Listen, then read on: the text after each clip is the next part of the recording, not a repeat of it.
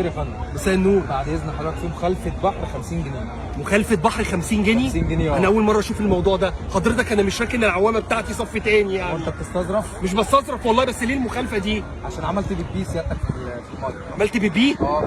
وحضرتك عرفت ازاي ان انا عملت بيبي؟ حاطين سنسور في البحر.